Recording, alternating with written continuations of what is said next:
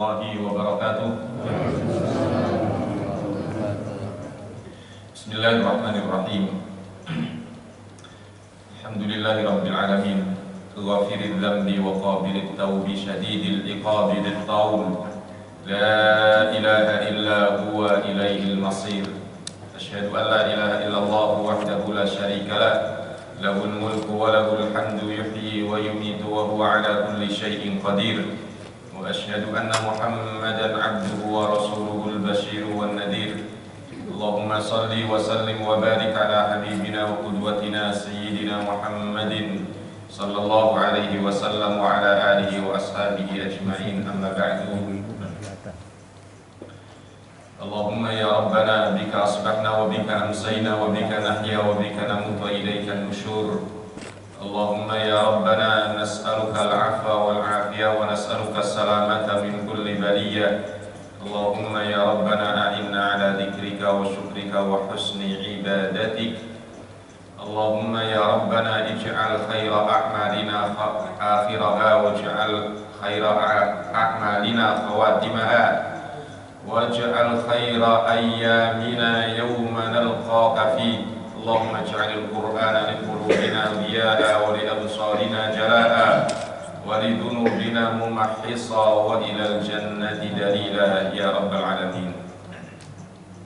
Al-Muhtaram para sadidah, para ustadzah, guru-guru kami, Bapak Ibu, saudara-saudariku jamaah salat subuh yang semoga Allah Subhanahu wa taala karuniakan pada kita semuanya senantiasa keberkahan hidup dan kesehatan. Apa kabar semuanya jemaah? Alhamdulillah. Pada pagi hari ini karpet kita sudah digelar. Alhamdulillah, mudah-mudahan ini pertanda normal hidup kita. Ini karunia Allah Subhanahu wa taala yang begitu besar. Setelah iman Islam adalah kesehatan. Namun kata Rasulullah SAW, dua kenikmatan besar yang kadang manusia terlena. Apa itu? Nikmatani maghbunun inda katsirin minan nas. Dua kenikmatan besar kadang dilalaikan oleh sebagian manusia adalah al-faragh was-sihah atau as-sihah wal faragh, yakni kesehatan dan kesempatan. Jadi kita diberikan kesehatan kadang-kadang hanya untuk membangun dunia yang remeh-temeh, dunia yang kecil. Hidup kita semuanya untuk dunia. Setiap hari luar biasa berusaha untuk hidup sehat, makannya yang teratur, lalu sampai sebagian diet. Kemudian sudah diberikan kesehatan hanya untuk dunianya saja, bukan untuk meningkatkan ibadah. Ada sebagian saudara-saudara kita seperti itu. Dan juga diberikan kesempatan, punya waktu banyak, waktunya juga hanya untuk senang-senang tentang dunia. Yang mulai malas baca Al-Quran, malas apalagi infak sedekah, hitung-hitung, apalagi pergi ke masjid entar dulu. Dan demikian ada di tengah-tengah masyarakat kita. Maka kita bersyukur di pagi hari ini kaki kita digerakkan untuk menuju masjid ini. Mudah-mudahan kita termasuk ahlul masjid. Ahlul masjid itu dijanji oleh Allah Subhanahu wa taala kenikmatan yang indah, termasuk 7 golongan yang akan diberikan oleh Allah Subhanahu wa taala perlindungan di saat kondisi amat sangat dahsyat dan susah. Jadi 7 golongan, sab'atun yudhilluhumullahu fi dhillihi yawma la dhilla illa dhilluh. 7 golongan yang akan dinaungi nanti di saat di mahsyar, yang sudah pernah kita sampaikan, dahsyatnya mahsyar itu tudunis syamsu, matahari direndahkan. Matahari direndahkan. Kita merasakan matahari yang kalau kemarin itu 27 atau 28 derajat saja, udah begitu panas rasanya. Bagaimana kalau matahari direndahkan? Wa tubaddalul ardu, bumi diganti, tidak seperti bumi sekarang, banyak tanaman-tanaman yang hijau. Pada saat itu bumi al-ardu amlas, bumi itu datar, luas dan licin. Sebagian menyatakan diganti dengan semacam timah begitu, semuanya. Matahari direndahkan. Kemudian langit juga direndahkan. Seperti apa manusia? Manusia dibangkitkan semuanya fi umrihim, yani hawalai thalathau thalasin, disebutkan dalam beberapa hadis. Manusia semuanya dalam keadaan kondisi kuat-kuatnya antara usia 30 tahunan. Tetapi mereka semuanya yuhsyarun nasu kufatan muratan, semuanya dibangkitkan tanpa selembar busana pun, dalam keadaan semuanya kuat, gak ada nenek-nenek, kakek-kakek, gak ada anak-anak, gak ada, semuanya posisi yang sedang fresh-freshnya. Tapi apakah semuanya mereka masih ganteng, masih cantik? Enggak. Yaumaidin yasdurun nasu ashtata, dalam surat Az-Zalzalah. Manusia dibangkitkan saat itu dalam keadaan bentuknya bermacam-macam, sudah menggambarkan amalnya. Bisa kita bayangkan dahsyatnya seperti apa. Makanya kalau ada orang yang mengatakan, gue nggak takut neraka, gue senang malah di neraka. Nah, ini belum pernah tahu bagaimana dahsyatnya di akhirat. Jemaah yang dirahmati Allah, sekali lagi walhamdulillah, di antara 7 golongan yang akan diselamatkan adalah rajulun qalbuhu mu'allaqun fil masajid. Jadi yang akan diselamatkan oleh Allah Subhanahu wa taala salah satunya adalah seseorang yang hatinya selalu bergantung dengan masjid, sehingga untuk ke masjid ringan, di luar pun diingatnya masjid, atau seperti di saat berada di masjid, yang wanita menutup aurat, yang laki-laki takutnya pada Allah Subhanahu wa taala selalu ada di hati. Dan begitu orang-orang yang ahlul masjid, mudah-mudahan di dunia ini dibimbing dan di akhirat diselamatkan. Amin. Jamaah yang dirahmati Allah, pada pagi hari ini tema yang kita angkat adalah mengevaluasi perjalanan. Mengevaluasi perjalanan kita. Karena biasanya yang punya perusahaan siapa Pak? Ada yang punya bisnis. Kita di akhir tahun ini, bagi kita yang punya bisnis, yang punya perusahaan, biasanya sebelum tutup buku tentunya melakukan editing, melakukan apa? Melakukan perhitungan tentang untung rugi dari bisnisnya, dari dagangannya. Biasanya begitu. Kalau dagang kecil-kecilan sih nggak perlu begitu. Itu biasanya yang bisnis besar. Nah, kita semuanya, kalau ini adalah di akhir tahun 2021 dan kontrak kita dengan Allah Subhanahu wa taala dalam hidup ini adalah kontrak dagang, kontrak bisnis. Mana yang menunjukkan bahwa kita kontrak dagang dan kontrak bisnis? Kita perhatikan surat At-Taubah ayat 111.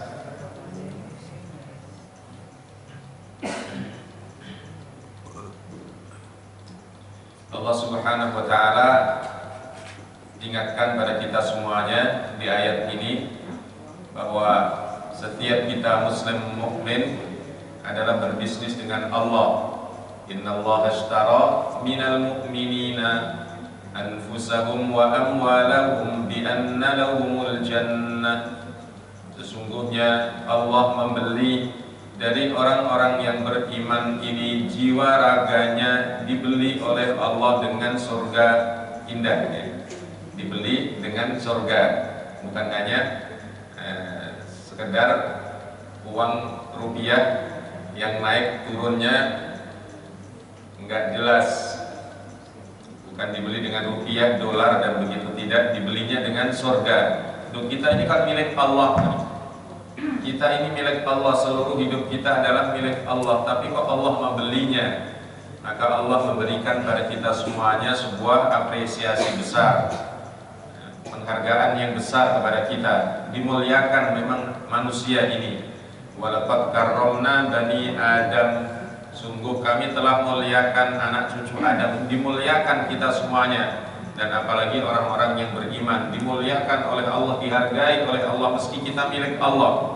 Maka kemudian Allah membeli jiwa raga orang-orang yang beriman ini dengan surga. Itu adalah ayat jual beli kita, kontrak kita dengan Allah. Atau sering dibaca imam kita kalau di surat surat As-Saff, surat 61. Ya ayyuhalladzina amanu hal adullukum ala tijarah. Wahai orang-orang yang beriman, maukah aku beritahukan kepadamu tentang perdagangan, tentang bisnis. Tunjikum min adzabin alim. Bisnis ini bisa menyelamatkan kalian dari azab, siksa yang pedih. Apa itu? Tu'minuna billahi wa rasulihi wa tujahiduna fi sabilillahi bi amwalikum wa anfusikum dzalikum khairul lakum in kuntum ta'lamun. Jadi engkau beriman kepada Allah kemudian berjuang dengan harta dan jiwa. Jadi itu adalah bisnis juga, perdagangan. Dari ayat-ayat ini jamaah yang dirahmati Allah, kita tahu kita sedang sekali lagi kontrak dagang dengan Allah Subhanahu wa taala. Maka mari kita lakukan self auditing, audit pada bisnis kita semuanya.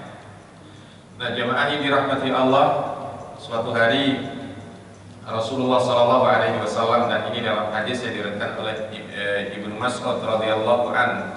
Hadis ini sahih atau diriwayatkan oleh Imam Tirmidzi wa qala hadisun hasanun sahih. Suatu hari Rasulullah SAW diperhatikan terus oleh sahabat-sahabat. Akhirnya Ibnu Mas'ud radhiyallahu an menjadi juru bicara dari sahabat-sahabat ini. Rasulullah terlihat di tangan begitu sama di pipi beliau yang mulia terlihat bekas tidur di anyaman kalau dulu tikar ya, tikar anyaman gitu. Kalau sekarang kan anyamannya bagus-bagus, tikar anyaman pandan dulu ya. Kalau tikar kayak itu yang biasa dibungkus jenazah gitu kan, tikar seperti itu. Tapi dulu dipakainya dari daun korma ya, berupa korma. Kalau di sini kan biasanya pandan ya. Kalau pandan itu lebih lembut, kalau korma itu mungkin agak keras sedikit gitu. Sehingga bekas tidurnya kelihatan di tangan, karena Rasulullah SAW itu kulitnya putih kemerah-merahan begitu, disebutkan dalam hadis. Terlihat begitu. Kemudian sahabat-sahabat memperhatikan saja. Akhirnya Ibnu Mas'ud radhiyallahu an yang disuruh untuk ngomong kepada Rasulullah SAW. Apa yang disampaikan oleh Ibnu Mas'ud? Ya Rasulullah, lawit tafatna laka wisadatan ya Rasulullah. Ya Rasul, bila engkau berkenan ya Rasul, bolehkah kami menyiapkan untukmu bantal atau kasur ya Rasul? Masya Allah. Kalau kita mungkin oh iya ya, makasih gitu, makasih, tapi kita terima ya. Tapi Rasulullah SAW kemudian senyum gitu, karena Rasulullah SAW adalah aksarun nasi tabassuman. Rasulullah SAW itu adalah manusia yang banyak senyum. Jadi dengan siapa saja senyum. Basyashatul qalb, basyashatul wajh. wajahnya berseri-seri, nggak kayak kita kadang-kadang kalau kita lagi nggak mood itu udah kelihatan jutek banget gitu. Wajah-wajah kita kayaknya senyum aja susah begitu. Ya, tapi kalau di sini kan wajah-wajahnya senyum, kecuali yang ngantuk. Rasulullah Shallallahu Alaihi Wasallam aktsarun nasi tabassuman, manusia yang paling banyak senyum. Maka kalau disampaikan seperti itu Rasulullah Shallallahu Alaihi Wasallam senyum, tapi Rasulullah Shallallahu Alaihi Wasallam kemudian mengatakan ma ana wad dunya, bagiku dunia ini tidak terlalu amat begitu ya. Terima kasih Bapak yang kalian semuanya sampaikan. Tetapi ma'ana wad dunya illa karakibin istadalla tahta syajarah summa roha wa tarakaha. Bahwa perlu saya sampaikan, hidup saya ini di dunia hanya seperti orang yang sedang melakukan safar, bepergian. Tapi kalau bepergian di bulan ini mau di PPKM level 3 lagi ini ya kelihatannya. Sekarang level 1, dinaikin level 2, nanti sampai seminggu level 3 ya, biar orang nggak pada kemana-mana begitu ya. Karena COVID masih ada.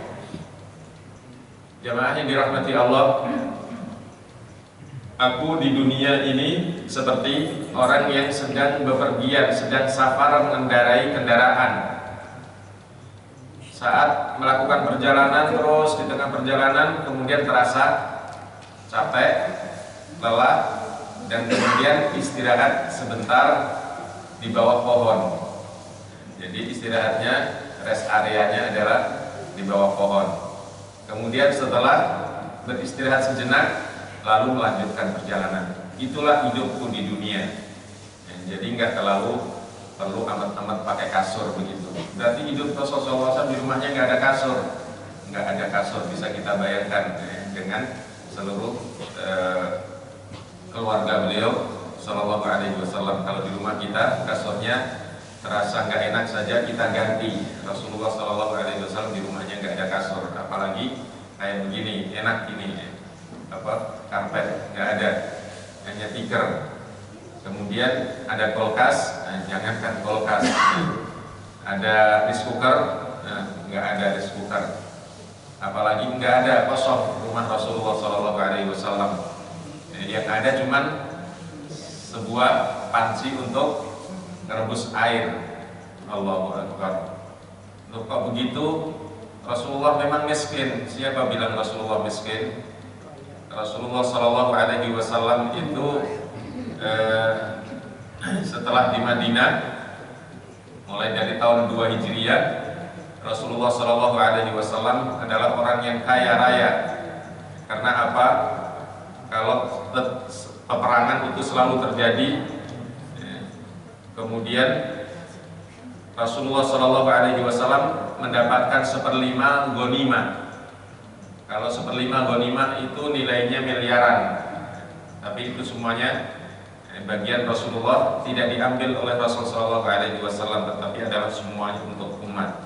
Makanya pernah kalau dalam surat Al-Ahzab itu kan, karena mendapatkan rampasan perang yang sangat besar sekali dengan Yahudi Bani Quraidah.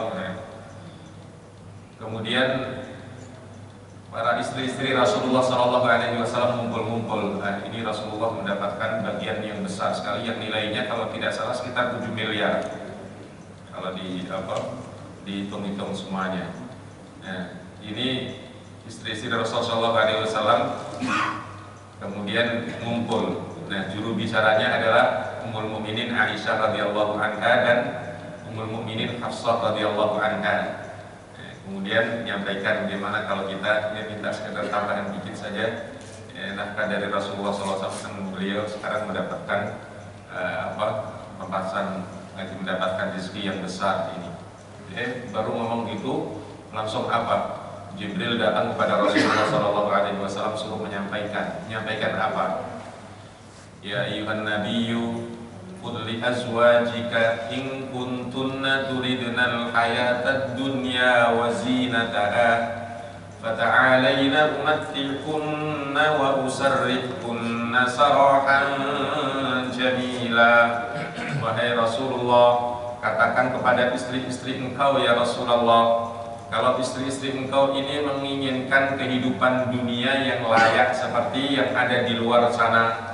Para istri-istri pejabat itu kalau belanjanya saja berapa Bu? Oh Ibu nggak tahu sih.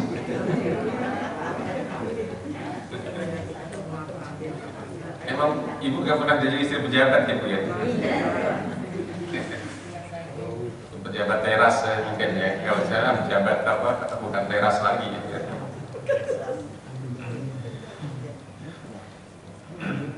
Tapi ya sedikit-sedikit ibu-ibu perlu ngintip lah ya. Kalau misalnya sepatu yang dipakai berapa, tasnya ini berapa belanjanya misalnya. Karena belanjanya itu bukan di Jakarta, kalau cuma Sogo aja kecil. Ini di Amrik sana atau di Paris sana belanjanya begitu.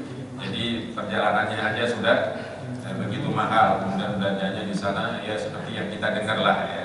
Kita kan cuma dengar aja.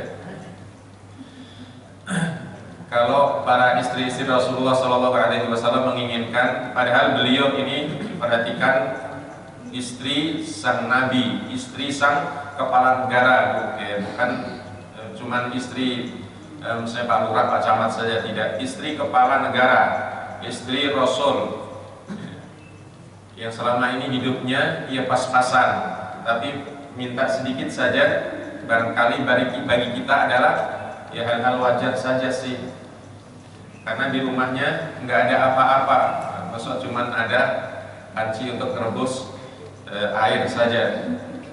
Kalau makannya tiap hari al-aswadan katanya, makannya cuman al-aswadan, korma dan air ya. Kadang-kadang ada yakni roti, kadang-kadang ada mungkin kambing muda yang begitu, dan itu tidak selalu. Maka kemudian malaikat Jibril datang kepada Rasulullah menyampaikan dari Allah, wahai Nabi, katakan kepada istri-istri engkau ya Rasulullah, kalau mereka menginginkan kehidupan dunia yang layak, yang enak, yang empuk, yang yang pesona, maka katakan ya Rasulullah, baik, saya akan berikan itu semuanya yang kalian minta wahai istri-istriku saya. Tapi cuman konsekuensinya kalian semuanya harus end dengan saya, harus berpisah dengan saya. Allahu Akbar. Apa yang terjadi? Semuanya menangis. Semuanya menangis, mohon ampun, minta maaf kepada Rasulullah, mohon ampun kepada Allah Subhanahu wa taala. Wa in kuntunna turidna Allah wa rasulahu wad daral akhirah. Wa in kuntunna turidna Allah wa rasulahu wad daral akhirah fa inna Allah a'adda lil muhsinati minkunna ajran 'azima. Luar biasa. Tetapi bila kalian semuanya lebih menginginkan Allah, menginginkan Rasulnya, dan menginginkan kehidupan akhirat yang indah, maka Allah sediakan pahala yang besar. Maka semuanya menangis, mohon ampun pada Allah, dan itulah yang terjadi. Allahu Akbar. Karena seorang istri wanita yang dinikahi oleh Rasulullah itu pilihan. Dari sejak awal sudah ada kontrak sosial dengan Rasulullah. Kontrak sosial bagaimana? Rasulullah pernah berdoa kepada Allah Subhanahu wa taala, dan ini dalam sebuah hadis yang diriwayatkan oleh Imam Al-Asfahani. Dalam akhlakun Nabi SAW, Rasulullah pernah berdoa. Apa doa Rasulullah? Allahumma ja'al rizqa ali Muhammadin Allahumma ja'al rizqa ali Muhammadin kafafan. Ya Allah, jadikan rizki untuk keluarga Muhammad ini pas-pasan saja. Pas-pasannya tidak seperti pas-pasan kita. Kalau pas-pasannya ibu gimana Bu? Nah itu. Tapi memang pas-pasannya di rumah Rasulullah itu benar-benar berkekurangan dari sisi ini. Tetapi sekali lagi, apakah Rasulullah miskin? Tidak. Rasulullah kalau infak itu maka satu suku Bani Malik itu atau suku Malik pernah datang kepada Rasulullah, pimpinannya minta kepada Rasulullah sesuatu. Dia belum Islam saat itu, tapi untuk mengetes apakah ini benar yang mengaku dirinya seorang nabi, maka kemudian dia minta kepada Rasulullah SAW. Rasulullah mendapatkan jadi bagiannya dalam ghanimah. Di antara bagian ini 1/5 dari ghanimah ini ini biri-biri yang begitu banyak atau kambing yang sangat banyak sekali, ratusan bahkan ribuan. Kemudian pemimpin dari Bani Malik ini minta kepada Rasulullah SAW. Maka kalau beliau minta sesuatu dari Rasulullah SAW, beliau mengatakan, hadihi lahan, ini semuanya silahkan untukmu, bagi untuk di kaummu. Allahu Akbar. Apa yang terjadi? Para pimpinan ini kemudian pulang, kemudian menemui kaumnya. Ya qaumi, ittabi'u ila man yunfiqu wala yakhafu al-faqa, atau kama qala, atau seperti dalam hadis seperti itu. Wahai kaumku semuanya, ikutilah, berimanlah kalian semuanya kepada orang yang memberi dan tidak takut miskin. Siapa itu? Muhammad SAW. Sehingga satu suku itu kemudian masuk Islam. Nah, ini luar biasa, jamaah yang dirahmati Allah. Dan Rasulullah SAW nggak pernah ada orang yang meminta kepada Rasulullah sesuatu yang tidak diberi. Bahkan kondisi yang suatu hari Rasulullah SAW memang nggak punya apa-apa. Ada seorang sahabat datang kepada Rasulullah SAW. Ya Rasulullah, inni ja'id ya Rasulullah, fa'at inni ya Rasul. Dari pagi tadi sampai hari ini, sampai sore ini ya Rasul, saya lapar ya Rasul, belum makan. Maka adakah ya Rasul makanan untukku? Akhirnya Rasulullah SAW memerintahkan untuk menunggu sebentar. Rasulullah tanya kepada istri-istri beliau. Ditanya Aisyah radhiyallahu an, ya Rasulullah, maka Rasulullah kalau bertanya hal min syai', adakah sesuatu, kita ada tamu. Padahal tamunya itu sahabatnya juga, ya, yang Ahlus Suffah, yang tidur di masjid begitu, di surau masjid, yang seharian belum makan. Datang kepada Rasulullah, kemudian Rasulullah bertanya kepada istri beliau, al min syai', adakah pagi sore hari ini makanan yang bisa untuk kita suguhkan pada tamu kita? Ya Rasulullah, la syai'a illal ma', di rumah kita nggak ada sesuatu ya Rasul kecuali air. Tanya lagi kepada istri yang lain, hal min syai', ada sesuatukah di rumah kita yang bisa kita berikan kepada tamu kita? Sama jawabnya dari istri beliau yang satu ke yang lain, jawabnya la syai'a ya Rasulullah illal ma', nggak ada sesuatu ya Rasul yang bisa dimakan atau disuguhkan kecuali air ya Rasul. Masya Allah. Perhatikan, di rumah Rasulullah SAW nggak ada apa-apa kecuali air.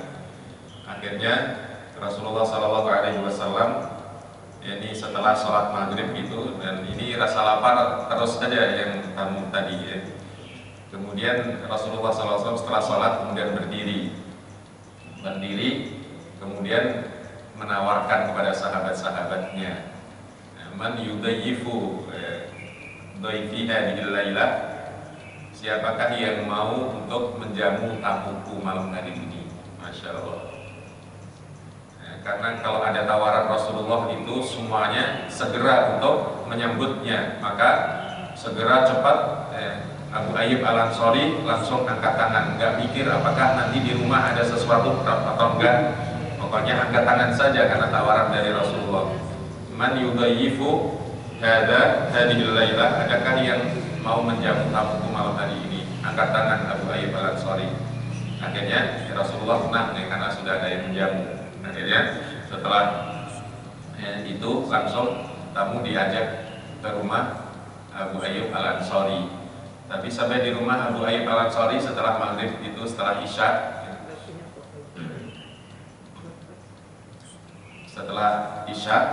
dipersilahkan masuk, dan Abu Ayyub Al-Ansari tanya kepada istrinya, "Ibuku, alhamdulillah malam hari ini kita ada tamu Rasulullah ya ini, Ibu." Padahal itu juga sahabat-sahabat sendiri ya. Ada tamu Rasulullah ya Ibu, dan malam hari ini kami ingin menjamu tamu Rasulullah Sallallahu Alaihi Wasallam. Akhirnya istrinya Abu Ayyub Al-Ansari mengatakan, "Pak, kita malam hari ini juga nggak ada apa-apa. Gimana? Ini masih ada satu bagian ini untuk anak kita, ada yang belum makan." Ya sudah, kalau begitu anak kita tidurkan saja. Anak kita tidurkan. Kemudian ini siapkan saja 2 piring gitu, nanti 1 piring saya dan 1 piring untuk tamu kita. Tapi yang 1 piring saya kosongin saja karena saya cuma menemani saja nanti.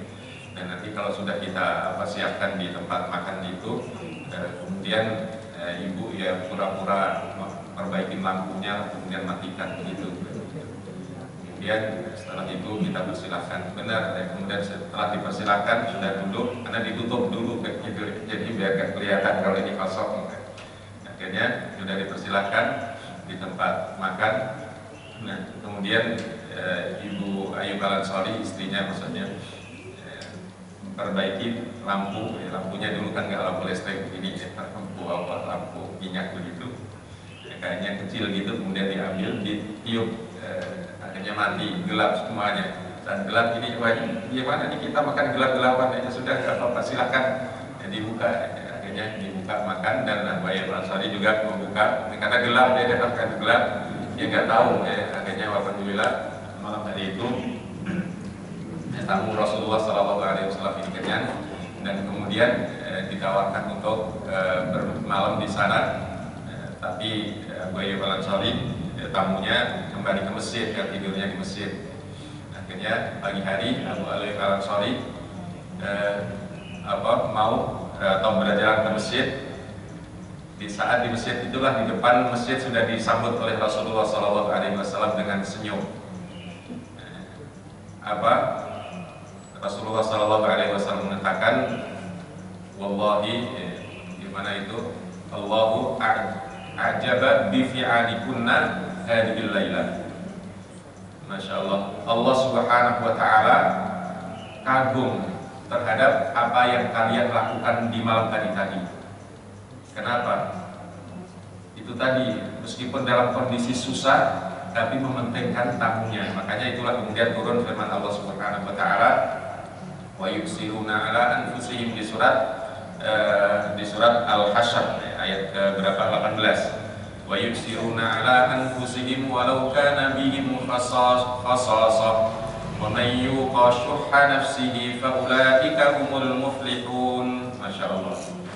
Jadi mereka orang-orang Ansar itu, dia lebih mementingkan saudaranya dalam masalah materi ya, daripada dirinya. Padahal dirinya dalam keadaan butuh, tapi dia mementingkan saudaranya. Maka barang siapa terlindung dirinya dari sifat kikir, maka dia adalah orang-orang yang akan mendapatkan keberuntungan besar. Kita kembali lagi jemaah yang dirahmati Allah. Ini kita lagi bepergian tadi ya. Kita sedang bepergian, sedang perjalanan ini. Terasa nggak Bu, Pak? Kita sekarang sedang bepergian, sedang berjalan, perlahan tapi pasti. Perhatikan surat Al-Insyiqaq ayat ke-6.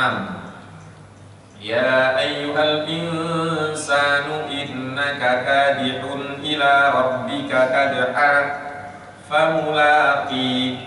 Wahai orang-orang yang beriman, sekarang ini kamu sedang bekerja mengelola modal dari Allah. Modalnya apa? Umur. fisik kita yang alhamdulillah hari ini sehat, ini sedang kita kelola. Lalu harta kita sedikit, alhamdulillah ada.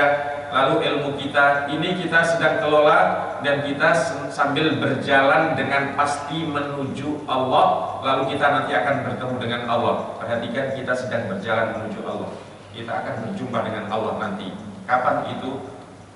Wallahu a'lam. Tapi sekali lagi kita sedang bepergian, sedang berjalan sekarang.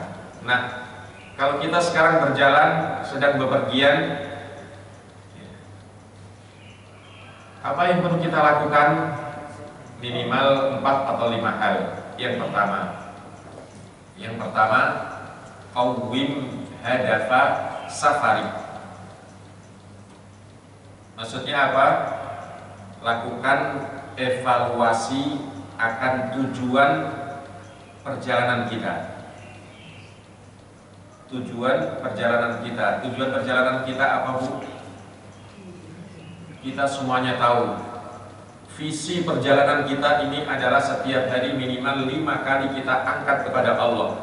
Rabbana atina fid dunya hasanah wa fil akhirati hasanah wa qina adzabannar.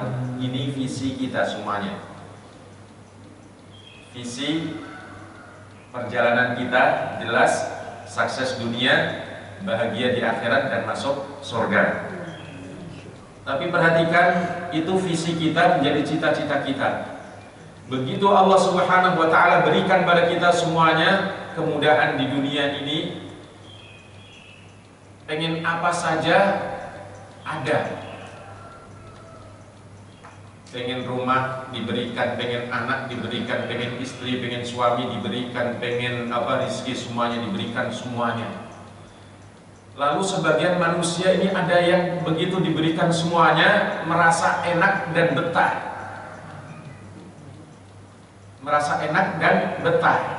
Akhirnya apa? Mereka kagak mau mati. Meski tetap saja tetap saja mati. Tapi ada orang yang begitu. Maka itulah diingatkan kita di surat Ali Imran, di surat Al-Baqarah ayat ke-201. Wa minan nasi may yaqulu rabbana atina fid dunya wa ma lahu fil akhirati min khalaq. Di antara manusia ini ada yang minta kepada Allah sukses dunia, diberikan sukses itu, tapi dia lupa akhirat. Akhirnya nggak mau mati. Senangnya lebih lama di dunia. Di dunia ngapain? Menikmati dunia.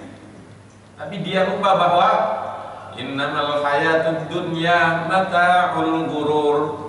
Hidup di dunia ini mata. Mata itu adalah yatamatta'u qalilan summa yatruk. Mata itu adalah kenikmatan yang sebentar dan kemudian ditinggalkan. Wa innad daral akhirata lahiyal hayawan. Sungguh kehidupan akhirat itulah kehidupan yang sesungguhnya.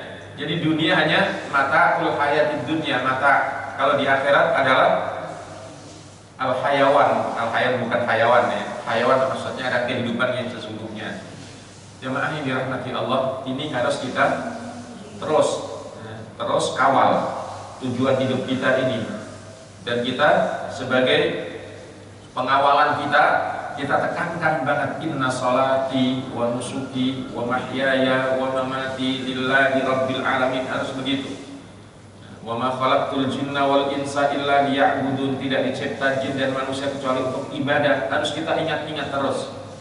Bagi kita semuanya yang senang hanya dunia saja, awas, hati-hati. Itu harus begitu. Jadi kita kawal agar kita mau ke Surabaya, tapi di tengah-tengah perjalanan ternyata ada kenikmatan yang besar, ada misalnya ketemu teman atau ketemu apa, kemudian di servis atau di ini ya, pokoknya diajak jalan-jalan. Apakah kita tetap akan ke Surabaya? Nah, ini jelas ya, bagi orang-orang yang berakal dia akan melanjutkan perjalanannya ke Surabaya. Tapi bagi orang-orang yang hanya kan ini tujuan kita perjalanan, pokoknya nggak jelas, kita nikmatilah akhir tahun ini ya. dia akan menikmati, akhirnya hanya sampai di Brebes saja misalnya udah menikmati pemandangan-pemandangan di Brebes, kita nggak jadi ke Surabaya. Jemaah yang dirahmati Allah, ini yang pertama, harus kita kawal tujuan kita dalam perjalanan ini. Kemana kita? Kita menuju Allah Subhanahu wa Ta'ala dengan selamat. Ini yang pertama. Jangan sampai kita tergoda oleh berbagai macam kemewahan dan keindahan dunia, karena dunia ini adalah ulwatun qadirah, cantik, indah, molek, memikat, menawan, menarik, dan seterusnya. Itu adalah dunia. Makanya kita orang yang beriman ini banyak diberikan ujian oleh Allah. Kenapa banyak diberikan ujian? Biar kita ingat terus akhirat, biar kita nggak merasa betah di dunia, biar kita nggak merasa betah di dunia. Karena memang dunia ini tidak enak begini, banyak ujian, banyak cobaan, banyak godaan dan seterusnya. Nanti kalau di sorga nggak ada itu, banyak ujian, godaan, cobaan itu nggak ada, seluruhnya kenikmatan. Yang kedua, setelah kita kawal terus tujuan kita, visi perjalanan kita untuk tetap kepada Allah Subhanahu wa Ta'ala. Kemudian yang kedua, orang dalam bepergian itu biasanya kalau sudah perjalanan, dia selalu kalau bawa mobil itu selalu melihat apa Bu, Pak, kilometer, udah berapa kilo ini kita udah berapa kilo. Nah, jamaah yang dirahmati Allah, lihat kilometer umur kita. Kita sudah berapa kilo ini umur kita? Sudah berapa kilometer perjalanan umur kita? Masya Allah. Kira-kira jarak yang kita tempuh sudah tahu kan Pak Bu ya? Kira-kiranya pakai kirologi, ilmu kiro-kiro, kira-kira berapa jarak yang akan kita tempuh perjalanan kita di dunia ini, sudah tahu kita berapa Bu? Ya Allah. Akmaru ummati ma baina 60 ila 70 wa aqalluhum man yajuzu dzalik. Rata-rata usia umatku hanya antara 60 sampai 70 tahun dan sedikit yang lebih dari 70 tahun. Kalau di sini semuanya sudah lebih dari 70 tahun, berarti kita yang masuk golongannya sedikit. Kalau belum 70 tahun, nah kita masih ini ya. Berapa kira-kira saya? Jamaah yang dirahmati Allah, taruhlah antara 80 85 itu sedikit, tapi yang paling banyak ya, antara 60 sampai 70 tahun. Mudah-mudahan kita termasuknya sedikit Pak ya. Berapa? 90 tahun? 100 tahun? Ya Allah. Kita pengen hidup panjang, tetapi kalau ditanya mau 100 tahun, ada pikir. Karena melihat orang yang hidupnya 100 tahun itu berat, kelihatannya 90 tahun berat, repotin anak cucu, nggak bisa ngapa-ngapain. Ya Allah.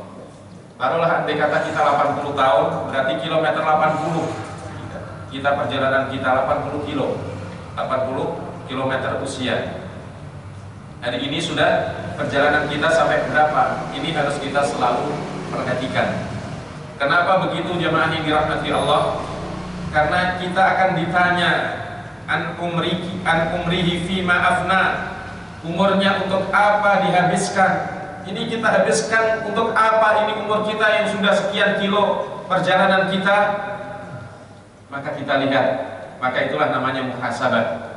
Maka kita kemudian, kalau dalam sebuah asar yang diriwayatkan oleh Imam Al-Baihaqi mengingatkan, innal mu'mina baina makhafatain. Seorang mukmin itu hendaknya selalu berada antara dua rasa takut. Baina ajilin qad madalla yadri mallahu sani'un fi. Hendaknya ia takut akan seluruh umur, usia, kehidupan yang telah ia lalui masa lalu. Selalu mengingat bagaimana, dan setiap kita semuanya tahu. Lalu kita memohon ampun pada Allah Subhanahu wa Ta'ala. Itulah letaknya istighfar akan masa lalu yang sudah kita lewati dan kita tidak tahu bagaimana Allah perbuat terhadap usia kita masa lalu. Jemaah yang dirahmati Allah, ini penting. Kenapa? Karena dengan begitu kita akan terdorong terus untuk istighfar taubat, dan mendorong kita semuanya untuk memperbaiki masa depan kita, wa baina ajilin qad baqiya la yadri mallahu qadin fi. Dan hendaknya seorang mukmin itu selalu antara merasa takut akan sisa perjalanan yang akan ditempuh. Allahu Akbar. Tinggal berapa kilo kira-kira masing-masing? Kalau saya hari ini usia saya alhamdulillah 57. Tahun 64 saya lahir. 57. Kalau Allah takdirkan 85. Kalau Allah takdirkan 85, mudah-mudahan, karena ini biasanya doa kita, Allahumma tawwil umurana fi ta'atik, ya Allah karuniakan kami usia panjang dalam ketaatan. Tapi nggak panjang-panjang banget ya, kalau panjang-panjang banget capek katanya ya. Ya Allah, jemaah yang dirahmati Allah, 85 tahun ini ya cukuplah ya. Kalau wakil presiden kita berapa sekarang? 74 tahun ya. Yang mantan presiden kita yang sekarang masih di Amerika, Pak Yudhoyono, semoga Allah sembuhkan, lagi sakit di sana dan dalam proses penyembuhan, usianya 73 atau 74. Nah, kalau itu yang ibu-ibu pemimpin partai itu 75. Ini ada ibu-ibu pemimpin partai di sini. Ada senyum. 75. Terus tapi yang sedang memimpin sekarang masih muda, baru 62, Bapak Jokowi. Mudah-mudahan Allah karuniakan petunjuk, selalu dibimbing untuk rasa takut pada Allah Subhanahu Wa Taala. Dan ini doa-doa yang baik, insyaallah, agar memberikan lebih baik kepada masyarakat Indonesia, rakyat Indonesia. Jamaah yang dirahmati Allah. Jadi tinggal berapa sisa yang akan kita tempuh?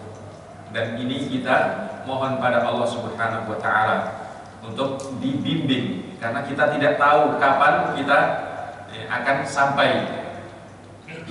Karena kita akan sampai ini sangat ditentukan oleh yang ketiga.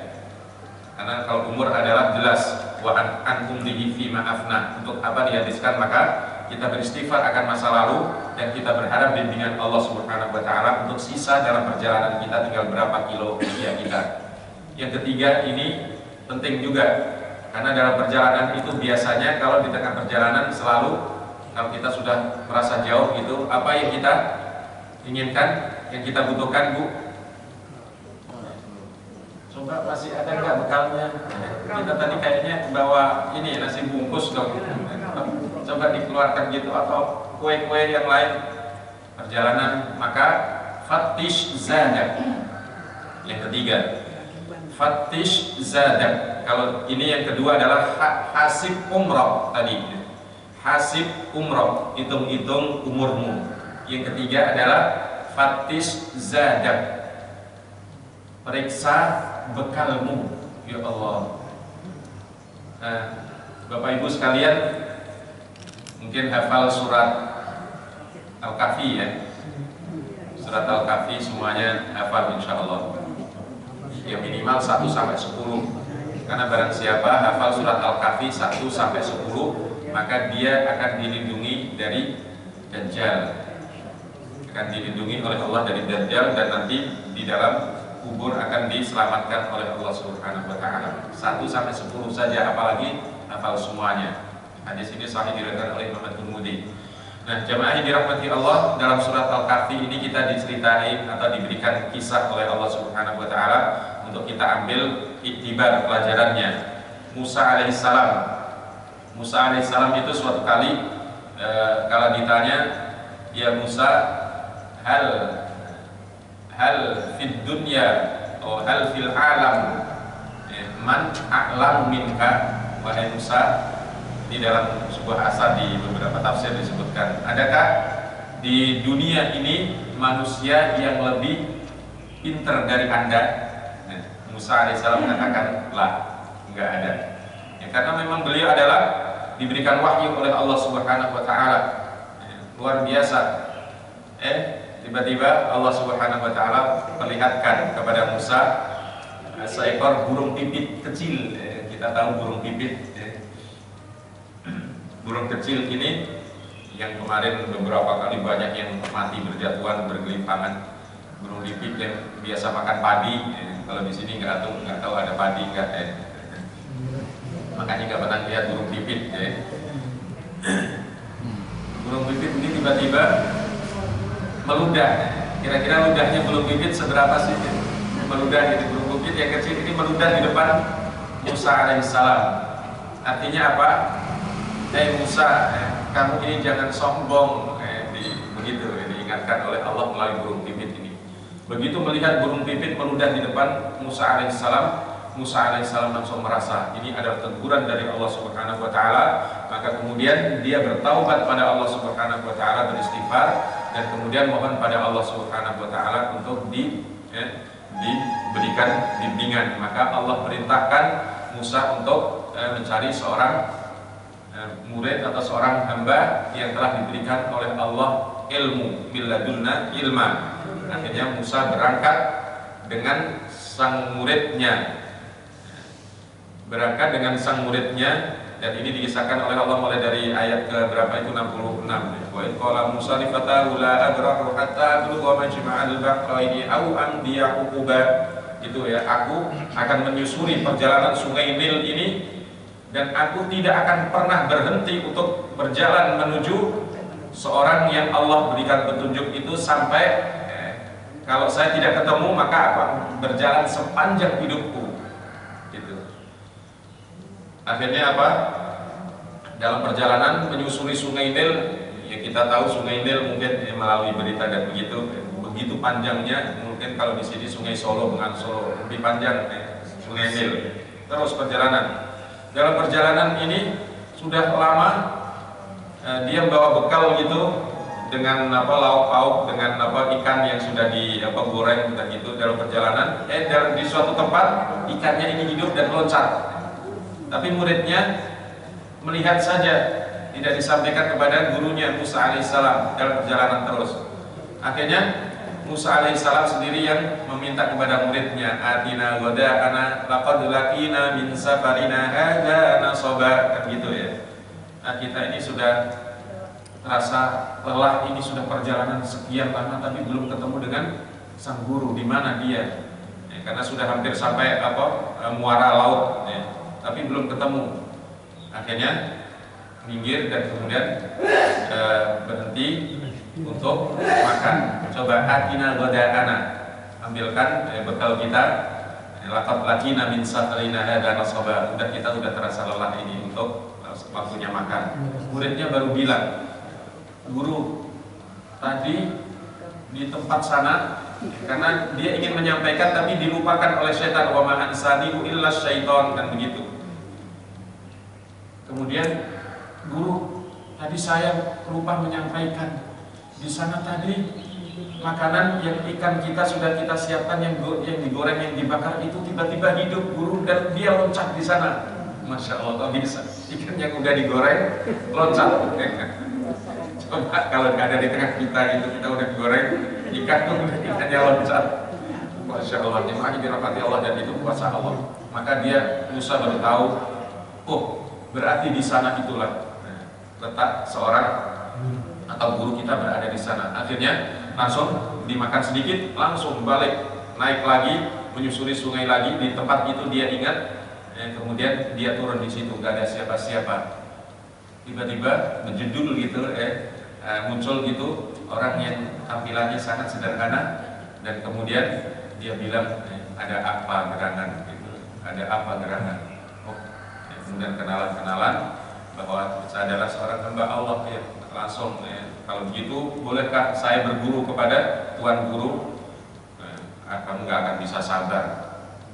Kamu nggak akan bisa sabar untuk berguru dengan saya.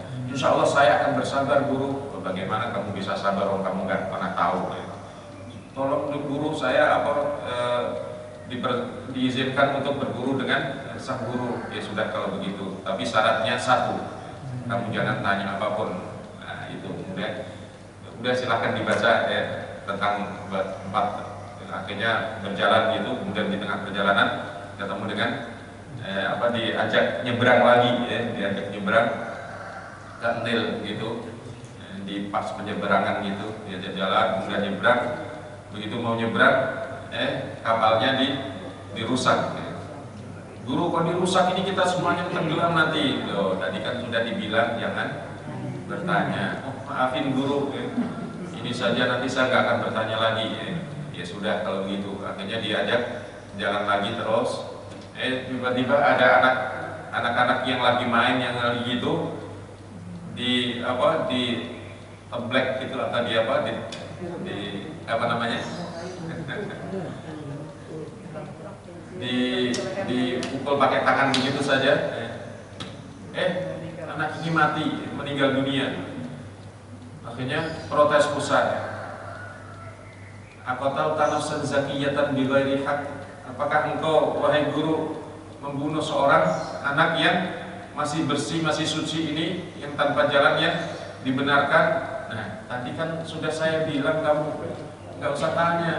Iya guru, maafin banget, maafin guru. Udah kesempatan sekali lagi guru, kalau saya masih tanya lagi, nggak sabar lagi, udah saya rela guru untuk tidak diberikan kesempatan untuk berguru lagi. Ya sudah kalau begitu, akhirnya jalan lagi. Ya jalan terus sampai seharian jalan.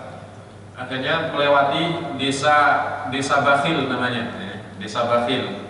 Mampir di situ, setiap mampir nggak ada yang mau untuk diampirin. Karena apa? Kalau di Arab itu atau di sana itu menghormati tamu itu bukan hanya sekedar teh segelas atau begitu, tidak. Jadi di sana kalau menghormati tamu itu diajak makan kambing guling, makan ayam guling, makan begitu. Jadi adatnya di sana begitu. Makanya kalau ini Nabi Khidir dengan Musa alaihissalam ini mau silaturahim atau mau berkunjung gitu, nggak ada yang mau untuk menerima. Akhirnya sampai jelang sore luar biasa, lapar banget.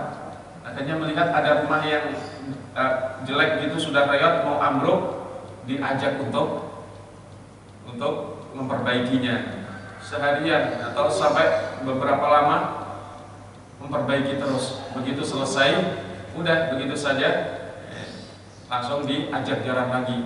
Guru, sebentar ini kita dari pagi lapar ini guru. Coba kalau apa yang kita lakukan ini kita ngambil upah darinya. Nah, sudah selesai kamu. Akhirnya baru dijelaskan ammas safinatu fakanat limasakina dan seterusnya tadi. Jadi kalau perahu ini kenapa dirusak, karena di sana ada seorang raja yang merampas semuanya perahu-perahu yang bagus. Kemudian anak ini nantinya akan jadi kafir.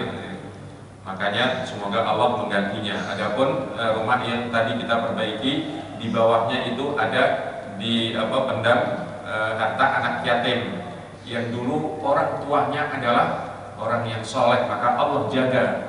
Allahu Akbar. Ya sudah, Musa nggak lulus. Kita ambil lagi, yang kita ingin ambil adalah Musa mengatakan atina ghada'ana laqina min safarina hadza nasaba. Tolong lihat bekal kita. Perhatikan dalam perjalanan kita, lihat bekal kita. Sekarang ini lihat bekal kita Bapak Ibu sekalian. Lihat bekal kita semuanya hari ini yang kita bawa dalam perjalanan kita. Bertambahkah khairaz zadi taqwa, fa inna khairaz zadi taqwa. Lihat ketakwaan kita hari ini. Bekal kita ibadah mahdoh kita, sholat, zakat, puasa atau haji kita, kebaikan-kebaikan kita, apa yang sudah kita lakukan untuk amal unggulan kita di hadapan Allah. Lihat bekal kita, cukupkah untuk menyelesaikan perjalanan kita dengan selamat? Makanya Abu Hurairah radhiyallahu anhu suatu pagi didatangi oleh seorang sahabat dan ditanya, kaifa asbahta ya Abdurrahman, apa kabar pagi hari ini wahai Abdurrahman? Abu Hurairah radhiyallahu anhu menangis. Padahal seluruh sahabat itu dijamin oleh Allah masuk surga yang sekitar jumlahnya 114.000 melalui firman Allah Subhanahu wa taala di surat At-Taubah ayat berapa itu? 110. Was-sabiqunal awwaluna minal muhajirin wal ansar wal ladzina ittaba'uuhum bi ihsanin radhiyallahu anhum wa radu an wa a'adda lahum jannatin tajri tahtaha al-anharu khalidina fiha abada dzalikal fawzul 'adzim. Allahu akbar. Sahabat itu dijamin masuk surga. Abu Hurairah hidup pada zaman Rasulullah bersama Abu Bakar, bersama Umar, bersama Utsman, bersama Ali, sampai Muawiyah usianya 96 tahun. Begitu ditanya, apa kabar? Dia mengatakan zadun qalilun wa safarun ba'idun wa la adri insirafi ilal jannah am ilan nar. Sampai di usiaku sekian ini, bekal yang aku kumpulkan masih sedikit, perjalanan yang aku akan tempuh masih jauh. Karena setelah dunia ini akan masih ada perjalanan yang jauh lagi. Aku tidak tahu apakah nanti aku sampai kepada Allah dengan selamat atau tidak. Allahu Akbar. Jemaah yang dirahmati Allah, lihatlah bekal kita hari ini, apa yang kita kumpulkan, mampukah kira-kira mengantarkan kita meraih surga? Maka ini untuk kita perhatikan, jemaah yang dirahmati Allah. Yang ketiga, dan pada akhirnya 4 saja karena sudah hampir jam 6. Yang keempat, yang terakhir, jemaah yang dirahmati Allah, karena kita sudah tahu perjalanan kita apakah lurus atau tidak. Kedua, umur kita atau kilometer umur kita sudah sekian, bekal kita semuanya masing-masing tahu. Maka yang ketiga, yang keempat adalah naji rabbak. Naji rabbak, naji rabbak. Tengadahkan tangan-tangan kita setiap hari, setiap saat, setiap malam. Ya Allah, ya Allah, ya Allah, a'inna ala dzikrika wa syukrika wa husni ibadatik. Tengadahkan tangan-tangan kita untuk minta pertolongan kepada Allah agar kita bisa memperbaiki zikir kita, syukur kita, ibadah kita, peran-peran kita. Minta kepada Allah Subhanahu wa taala dan minta kepada Allah senantiasa, Allahumma ja'al khaira umri akhirahu. Ya Allah, jadikan umurku terbaik adalah mulai dari detik ini sampai kami berjumpa denganmu nanti ya Allah. Wa khaira amali khawatimahu, dan sebaik-baik amalku adalah mulai dari detik ini ya Allah, dengan bimbinganmu ya Allah, sampai nanti kami berjumpa denganmu. Wa khaira ayyami yauma alqaka fi, dan sebaik-baik hari-hariku adalah detik terakhir di saat kami berjumpa denganmu ya Allah. Ini doa yang diajarkan oleh Rasulullah kepada kita yang dirahmati Allah. Meskipun sebagian ahli hadis mengatakan hadis ini dhaif, tapi dhaifnya tidak jiddan, maka bisa digunakan. Kalau doa-doa biasa saja boleh, apalagi ini adalah hadis Rasulullah SAW. Maka jemaah yang dirahmati Allah, mudah-mudahan di akhir tahun 2021 di bulan Desember ini kita semuanya dijadikan oleh Allah Subhanahu wa taala hamba-hamba Allah yang memiliki wahyul haya, kesadaran hidup, bahwa hidup ini bukan di dunia ini, yang sesungguhnya kehidupan itu adalah di akhirat. Maka jadikan seluruh hidup kita di dunia ini untuk membangun sukses dan kebahagiaan kita di akhirat. Wallahu a'lam. Demikian pengingat singkat ini, semoga ada manfaatnya. Dan Allah wa iyyakum ajma'in. Mari kita mengadakan tangan-tangan kita, tundukkan hati-hati kita, memohon pada Allah Subhanahu wa taala ampunan dan bimbingannya. Kita awali dengan istighfar. Astaghfirullahaladzim, astaghfirullahaladzim, astaghfirullahaladzim, wa natubu ilaih. A'udzu billahi minasyaitonir rajim. Bismillahirrahmanirrahim. Allahumma shalli ala sayyidina Muhammad wa ala ali sayyidina Muhammad. Alhamdulillahirabbil alamin. Hamdan yuwafi ni'amahu wa yukafi mazidan. Ya Rabbana lakal hamdu wa lakal syukru kama yanbaghi li jalali wajhika wa 'azimi sultanik. Allahumma ya Rabbana innana du'afa'un wa anta qawiyyun 'aziz faqawwina. Ya Allah, hamba-hamba-Mu pagi hari ini berhimpun bersimpul di hadapan-Mu dalam keadaan lemah. Ya Allah, di usia kami sekian tahun ini, ya Allah, ya Rabbana, amal-amal kami masih sedikit. Ya Allah, ya Rabbana, salah khilaf dosa kami banyak. Ya Allah, karuniakan kepada kami kekuatan agar kami mampu memperbaiki zikir kami, syukur kami, ibadah kami, taat kami kepada-Mu. Ya Allah, ya Rabbana, Allahumma ya Rabbana, innana mudnibuna faghfir lana wa tub 'alaina. Salah khilaf dosa yang terlalu banyak ya Allah, ya Rabbana. Ya Allah, berat jika sekiranya Engkau tidak ampuni kami. Engkau yang Maha Pengampun. Ya Allah, ampuni kami, bukakan kami pintu taubat-Mu ya Rabb. Zalamna anfusana wa illam taghfir lana wa tarhamna lanakunanna minal khasirin. Ya Allah, ya Rabbana, aniaya diri kami, kezaliman diri kami terlalu banyak ya Allah. Kami lemah dalam bakti kami kepada kedua orang tua.